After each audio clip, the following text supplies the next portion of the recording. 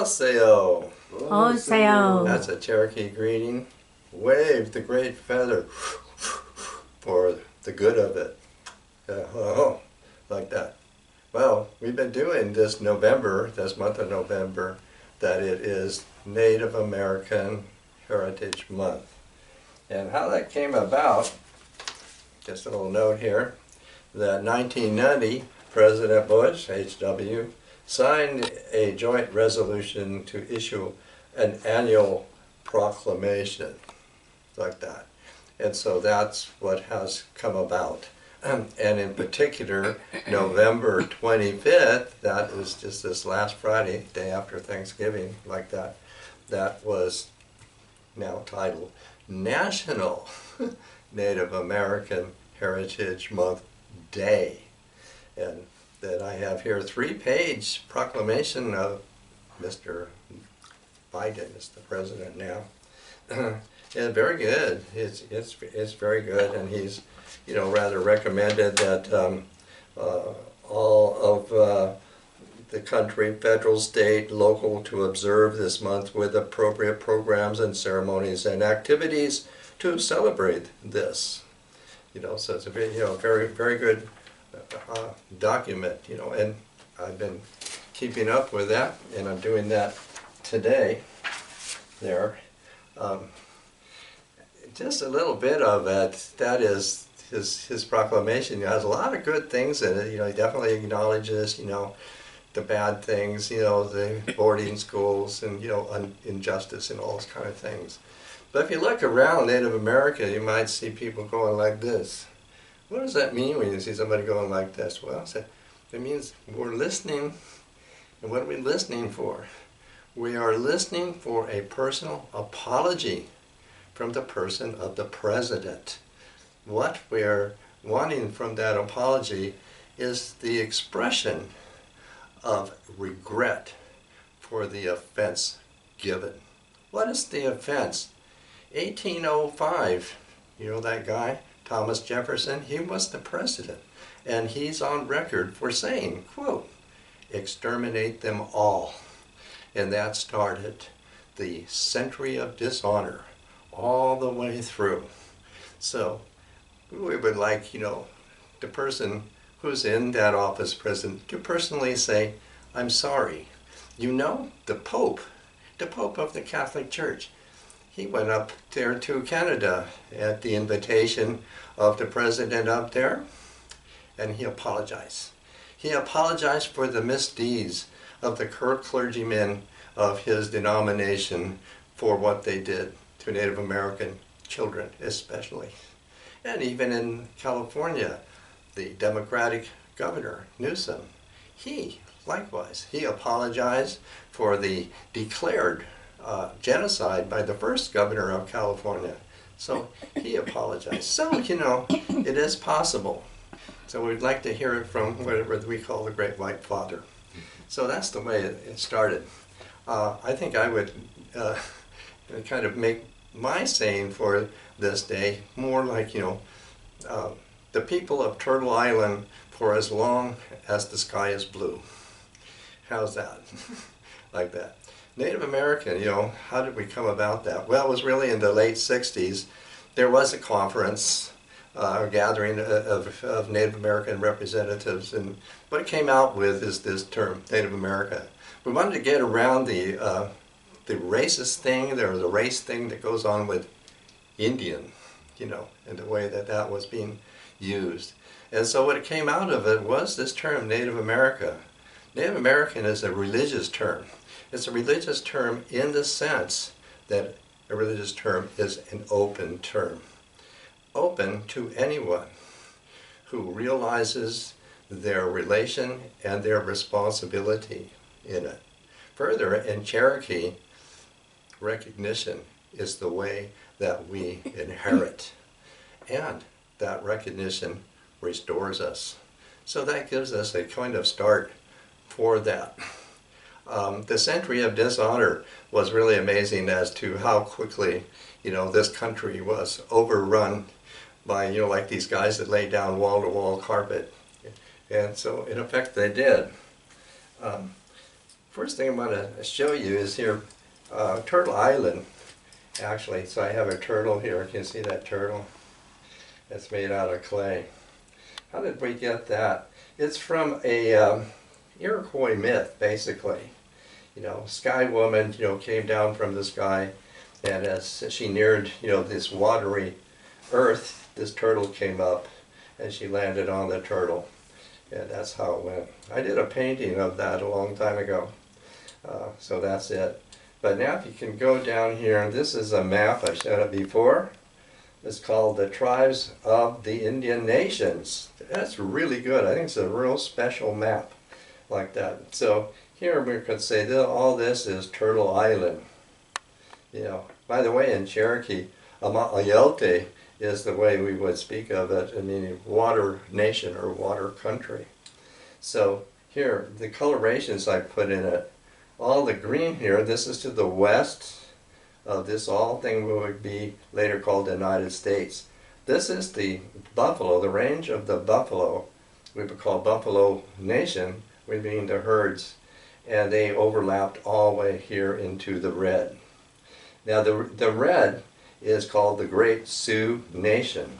That's the Oseti of Sahoni, the 7 council fires. So you can see how large an area that is there. And then I've added something new in here. You see this black outline. So we're going back here to an almost earlier time, 2,000 to 3,000 years here in America. And I've shaded this in brown next to the red, although it overlaps all of this. And this is what we have come to call the mound culture. That is, it was featured by mounds of earthworks, you know, of all sizes and shapes, mainly like that. And up here near the Great Lakes, I outlined it in here.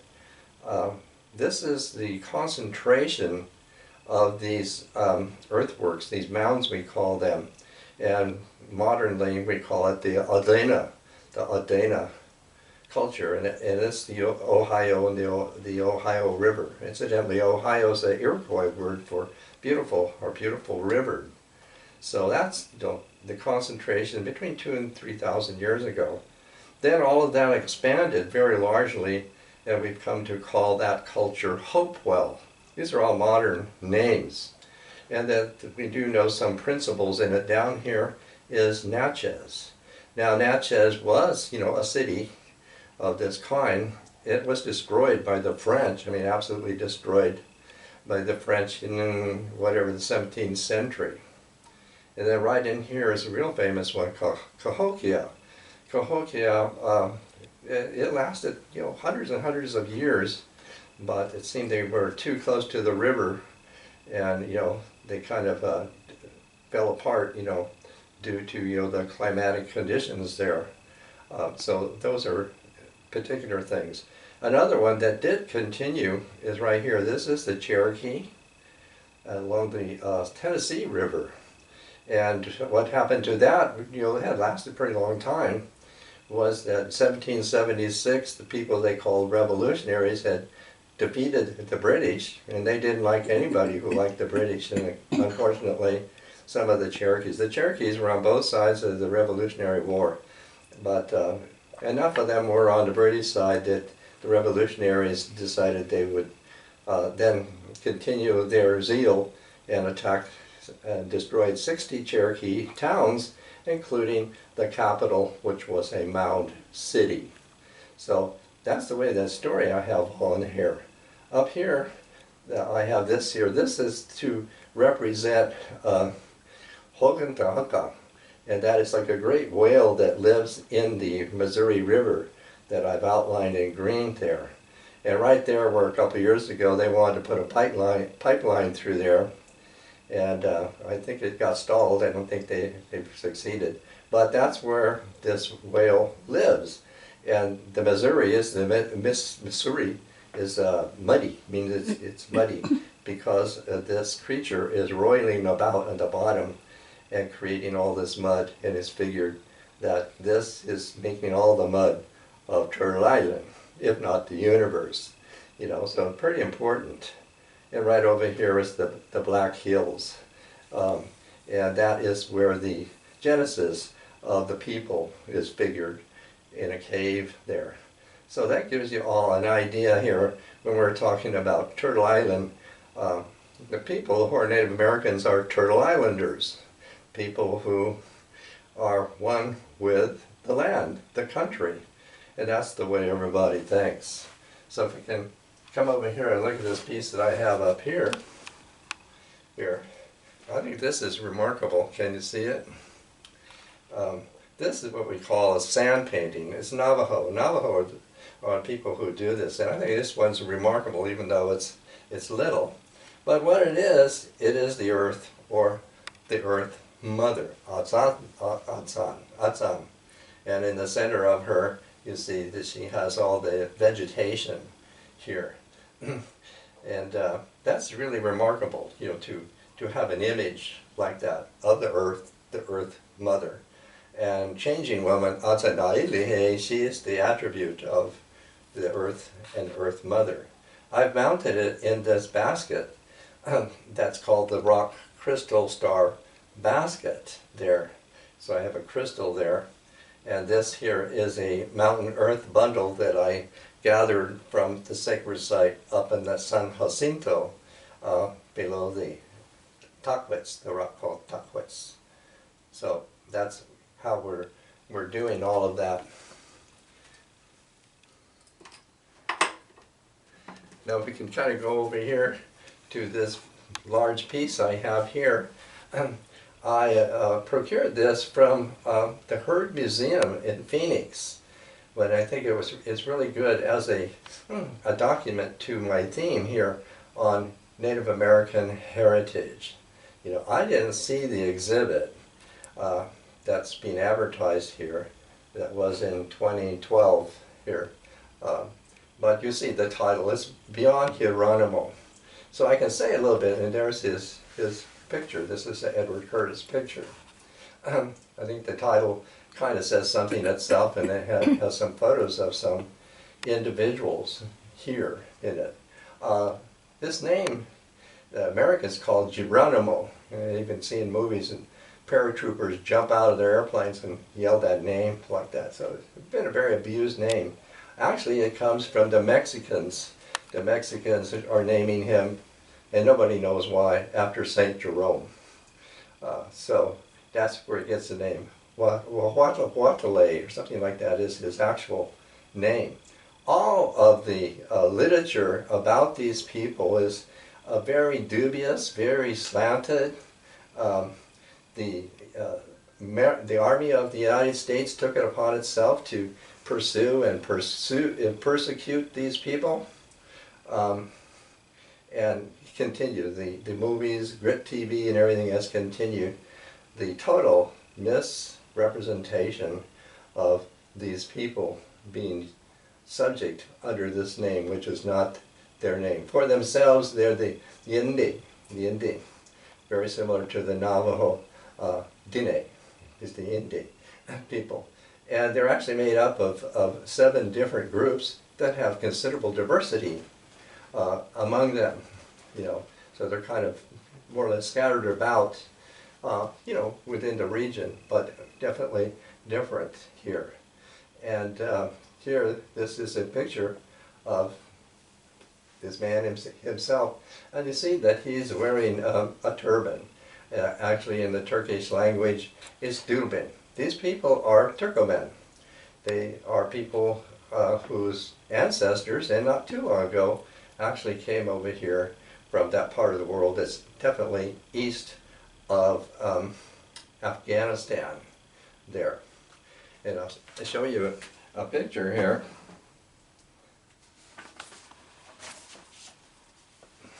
You come over here. This is kind of a famous picture here, to get it straight here. This is showing Geronimo, and this is his son, and there's another one over here. So it's another man from this picture. All the literature likes calling these people not only Apaches but warriors. and they even call him an old warrior. There are no warriors in this culture. These are just regular people. The Plains people have military societies. They have warriors and they have codes. None of that is in this culture. There is no name for it. There's no designation for it or anything like that. It's just something to make the Americans feel like they had a war with warriors, you know. These people were never at war with the United States. The United States Army was at war with these people here. And so I want to show you that these people are Turkoman. They are from that part of the world, and they are arranged similarly in this country that they were in the eastern part of Afghanistan. Now, you see how that they're dressed? These people are never seen clad in breechcloths. They're never seen unclothed. And they all wear a turban or some semblance of a turban. That's what they know that they're wearing. In that part of the world that their ancestors came from, they still dress this way. You can see it on the news like that. I can't remember the name of their clothing, but they do have a name for this kind of long shirt tail, and the Taliban. Probably some of these people, their relatives, are in the Taliban. Photos of the Taliban from National Geographic around maybe in the 30s, you will see them, because the only difference between the Taliban you see now, who definitely are wearing turbans and beards, you know, like that, is their long hair. But the early Taliban also had long hair. The only thing that's added in this is their boots.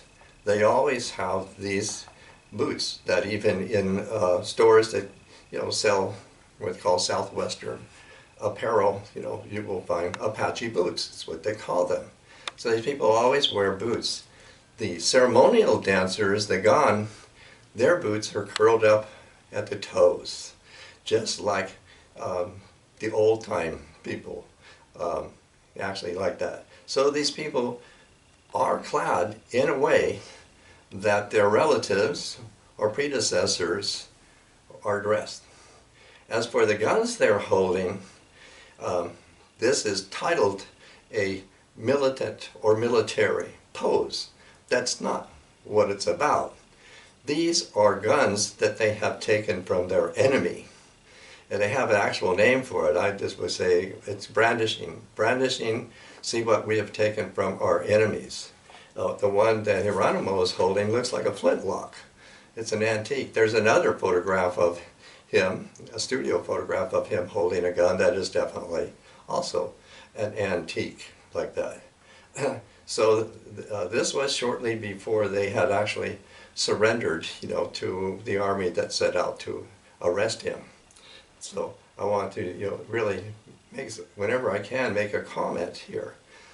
Also, the deity, if we can use that term, of these people is Yusin.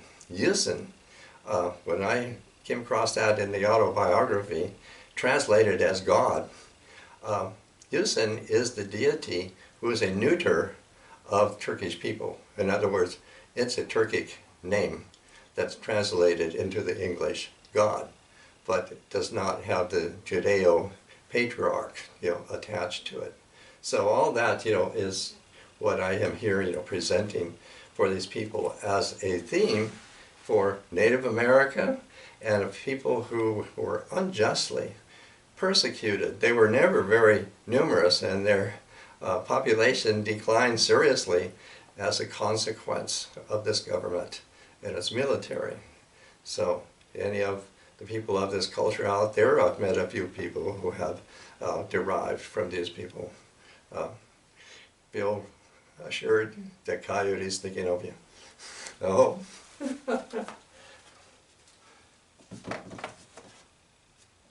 Here. Now, let's see if I can go over here, this figure here. This is a photograph, I mean, if you can make it out there. It's a little faded. This is another Edward Curtis photograph, and he just titles it, you know, a Navajo young man. Doesn't give his name. Sometimes he gives them names, but I didn't know this man's name. But you see that he's wearing tied around his head, and here I have a wonderful little figure of a Navajo man. You see that his hair, like the Apache people, none of these people wear feathers in their hair. None of these people are clad in breechclouts. They're always clothed and this turban around their head. In the Navajo, it has a different name. You know, that's Natsi is what it's called. So even as the people I showed you with Geronimo and his son and people, those clothings all have names. So these things that they do. Now the movies, Hollywood, we call Hollywood movies, they, you know, mocked and imitated these people wearing, actors wearing wigs and fake headbands and everything as a sign of Apache savages and so forth. So that's the way all of that is going on. And here, over here, so this is another Curtis photograph here. This is a Hopi maiden here, the bud moon.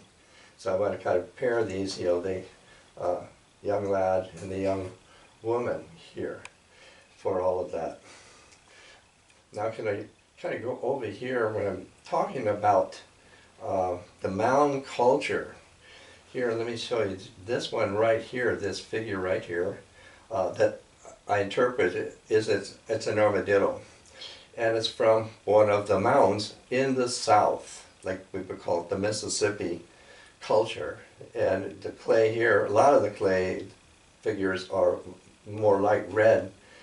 This one is dark, and so that's how I've kind of related it to a mound there in Mississippi or Alabama, like that. And that is to here signify this ancient culture of Native America.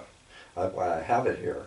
Whatever the particularity for having an armadillo or American armadillo, because he has small ears, like that. And if you go right up here, I'll talk about these later. These two figures here are ancient pipes, tobacco smoking pipes. And they're 2,000, 2,500 years old. I have a collection of them. I'm Cherokee, and I've inherited these things from a pipe maker, and that's what these are. They are both ancient pipes. This one here is of a frog. They call it a platform pipe, and not many of them are known, certainly not in a whole piece like I have. And I have these here to show you from that culture, the Adena or Hopewell mound culture of 2,000 years ago. So that's how that I have these here. Now I'm going to go on to a further subject. I think I've got all that covered. And if we can look over here, I think I'll start right here with this. This is a prayer stick, and that's what I'm going to talk about now, these prayer sticks. They call them in English like transformation, you know, to translate it as a feather stick, a feather wand, a plume wand, prayer sticks, anything to that effect, like that. And that's what I'm showing here with these, you know, all the way up there. And this one here. Now for Thanksgiving, Claudia and I were out here in the sort of the desert hills east of San Diego, in the area called Yacumba, like that. So we attended a ceremony that we have done almost annually by a professor of birds, Amadeo Rea, like that. And he's done studies of birds in southern Arizona with the papago and pima. And we attend his ceremony. What his ceremony is basically the renewal of the guardians of the earth. That's who we are being there. And I'm showing this because these feather sticks are also featured in that. they're this kind. This kind is called, cloud heap, with many feathers. And in this ceremony at his place, 4 of them are planted for the 4 directions. And in this case, I was the west, like that. So that's, what this is. Now, these feather sticks, prayer sticks, whatever we call them, are, I don't know, totally part and parcel of all the cultures of the Southwest, like that. Prayer sticks is it's a little bit hard, to get the right sense for this. They're like offerings, they're exchanges, and most of them, if many or the least, if not most of them, are named for clouds. They have cloud names. They all have names, but I'm referring to the cloud names. Because in these southwestern cultures, when a person passes away, their spirit ascends to the clouds, up to the clouds, and then they return in the form of rain. Usually light rain, gentle rain, female rain, but rain. So we have a kind of a cycle going on there.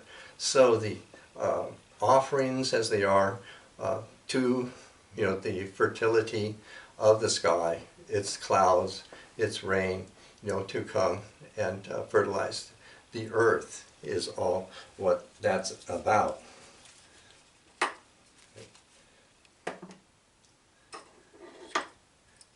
See if I can do this. So I started with this prayer stick. I would just call it a talking prayer stick, and go up here. I showed this with the turkey girl, like that, and this definitely has a cloud name, and this one is fitted with the points to stick into the ground, so it would be called a cloud. Now you are going to hear this in my reading here, and this is a very characteristic feather stick, basically we would call it. And up here, this one is really a treasure. This is called talking prayer stick, and it's made of these cylindrical stones that are called banded travertine or aragonite, and they're found up in the area of the called Four Corners area of the reservation as a result of springs that have made these forms. And this is really a Hatali's piece that is really a gift for my experience in the Lifeway chant here. And I've mounted it here in this Navajo woven basket again. And then here, these cotton balls are also clouds, but they're called our mother cotton. And so all of that, figures in this here.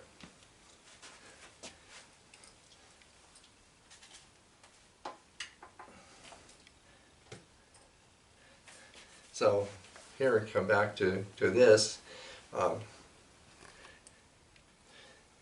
This is a recent publication, Stand in the Light. It's very good. It's practically a portfolio of Edward Curtis photographs, and the accompanying text with it, is mostly excerpts from songs or chants, and also very accurate descriptions of the people that are photographed in here as to who they really are. And what I'm going to read from is going to be called a Zuni chant, so I have to say something about that. The Zuni, again, that is not their name. That's the name Americans seem to like.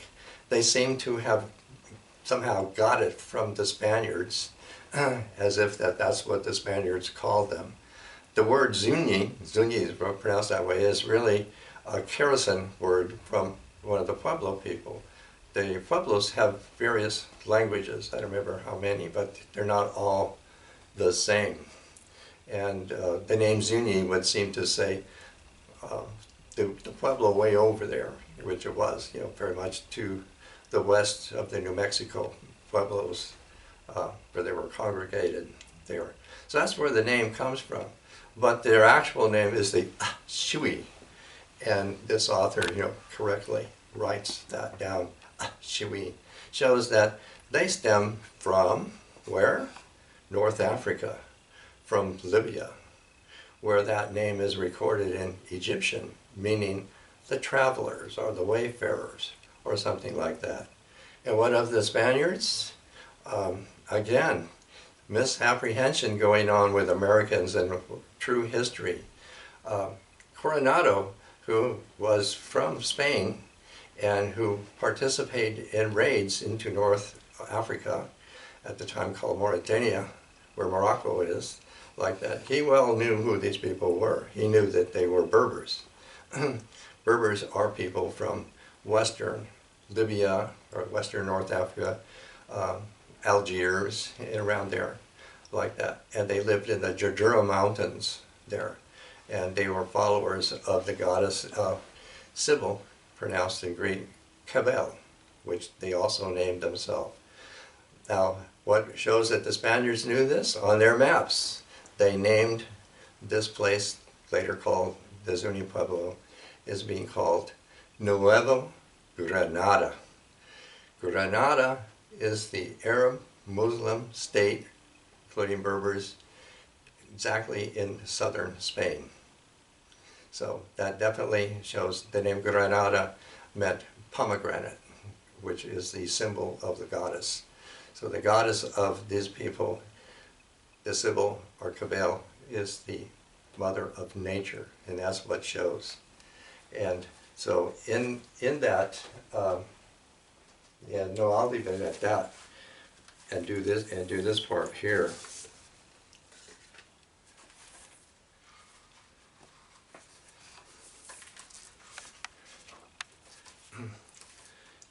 So this is in part, a chant, a prayer, a monthly offering of prayer sticks. So the person has gone out along the river and he's cut, some pieces like twigs, little branches, of willow and so forth. And that's what, he's starting out with. And then he's bringing them home, and now he's furnishing them. And he's going to, give them human form. Again, human form, remember, these are named after clouds, and the clouds are thought of as people. And the people the people up there are receiving the spirits of people here who have passed away, so that they can return in the form of rain, sky, water. So let me, do this for you. This day, with my warm human hands, I took hold of them. I gave my feather wands human form. The one with the striped closed tail, who is my grandfather, that one is the male turkey. And then the next one is the eagle's thin cloud tail. And then there is the striped cloud wings. And there is the massed cloud tails of all the birds. And with these four, I carved them and gave my feather wands human form.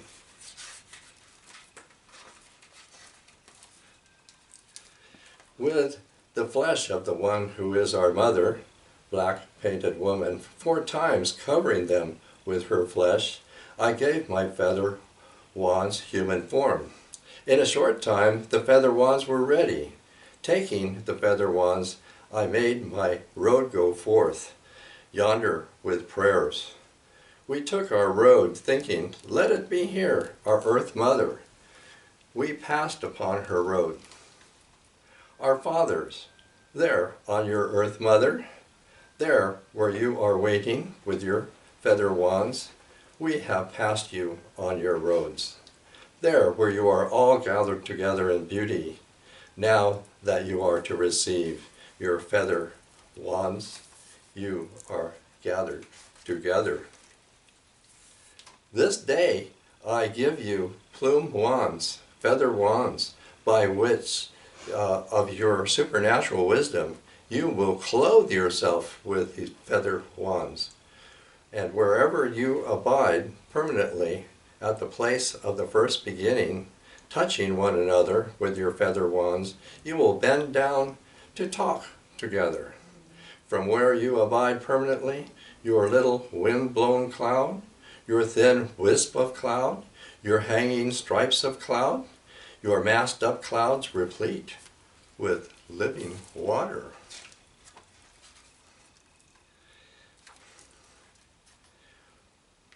With these you will pass us on our roads, in order that you may come to us. I have given you feather wands. My fathers, when you have taken your feather wands with your waters, with your prayer meal, with your seeds, with your riches, with your long life, with your old age, with all your good fortune, you will bless us. Thank you. So, anyway, this is, 2018, recent published, small for, for the photos figured in it, but it is a portfolio of Curtis's photograph.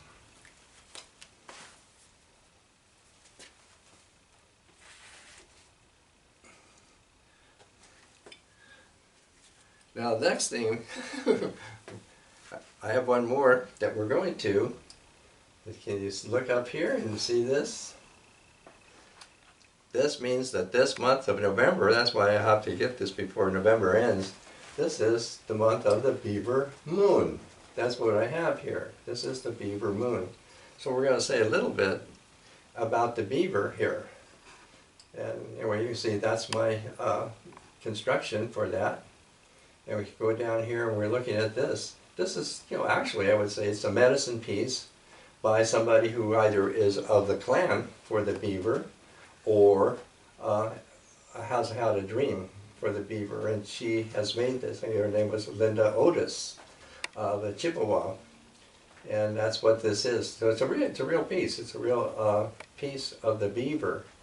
And down here, then I have this picture here. This is actually a calendar print that is featuring, the medicine shields, medicine animals, along with the astrology of Sun Bear. So this is a print of somebody, actually Gwen Haven, I think her name is Gwen Haven, did these pieces. You can see it's painted with things actually added onto the painting in order to show you the beaver here. And then from that we can come down here, we can see I have this here, this carving of a beaver. Interesting, actually, it was made in Spain. and so forth, And here, this pipe, come back to this pipe here, this 2,000-year-old Dana pipe is a beaver. Now, beaver figured very, very prominently, in these northeastern cultures in particular. The Cherokee, everybody has some myth about a giant beaver, and I've even seen pipes many times larger than this, of that beaver, a black stone pipe, like that. So all of this, definitely has to do with this being, a creature like that. This nation of beavers were decimated by all kinds of people from Europe. They hunted them to get their skins to make top hats and so forth. Anyway, it went really bad for the beaver nation in all that. And parts that I have, for the beaver story. Here, this is the pipe again. I'm showing it because it's 2,000 years old, but also because it's a frog. And because the frog also personifies, it's a pipe, personifies tobacco.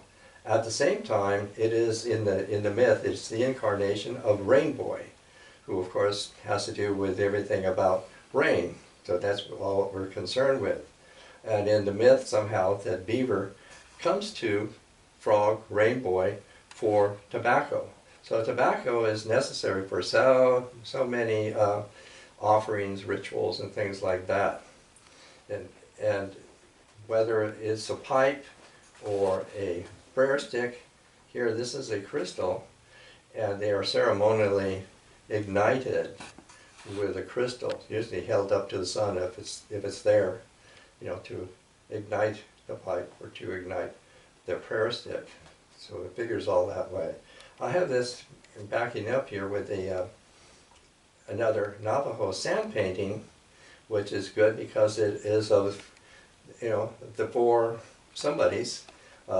This would be the corn, and one down there, that is the squash, and then this one would be the beans, and this one is the tobacco, and this dark spot is the water. So to see all of that, that's in this sand painting here. And be sure to have here, this is my watercolor of Sitting Bull, so that we have the buffalo in here, and here's an eagle feather. So all this way that I am speaking of Native America, people of Turtle Island, and the beaver, there is very, very much, of it.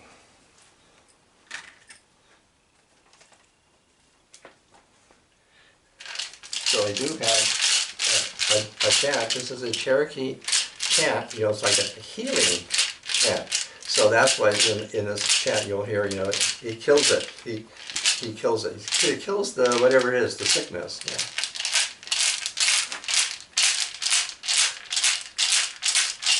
He was sitting above Eastaha, Whiteaha, Beaveraha, Buildaha, Didaha.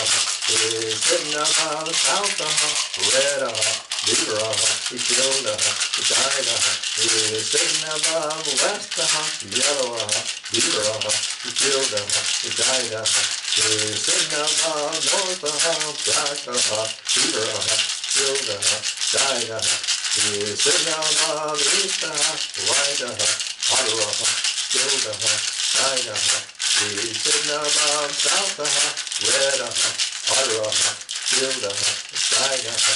He's sitting above Westaha, Yellowaha, Ottawaha, Buildaha, Didaha. He's sitting above Northaha, Blackaha, Ottawaha, Buildaha, Didaha. He's sitting above Eastaha, Whiteaha, Ottawaha, Buildaha, Didaha. He's sitting above Southaha, Redaha, Ottawaha, Buildaha, Didaha. He's sitting above Westaha, Yellowaha, Ottawaha, Buildaha, Didaha. He's sitting above Northaha, Blackaha, Ottawaha, Buildaha, Didaha.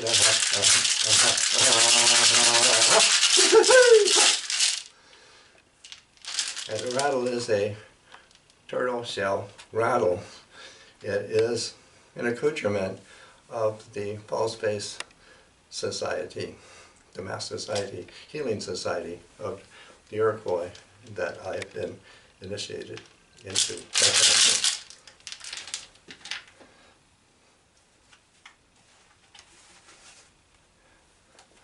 Now can I finish you with one poem? Again, this is another one from this Native American, Mike Bond, The Drum That Beats Within Us. And I think this is a poem that's good for this occasion. It starts out with a title, Children Scalped. Children scalped, women shot through the breast. We ran frantically, hands raised against hot, speeding metal. Blood, wind, pain, and dust is all we remember. Cheyenne, Arapaho, Miniconjou, Algonquin, Comanche, Kiowa, Ute, Micmac, Paiute, Sioux, Delaware, Apache, Blackfoot. Name us all, hundreds of tribes, thousands of clans, many, many millions of lives. Once the earth was round and full, and the buffalo grass tasted sweet and grew high in warm summer rains. We could walk forever toward sunrise or sunset. Clean air, no fences, no roads, skies thick with birds, clear rivers and streams, prairies alive with animals of every kind. and a bad dream from somewhere in the future we have not yet seen.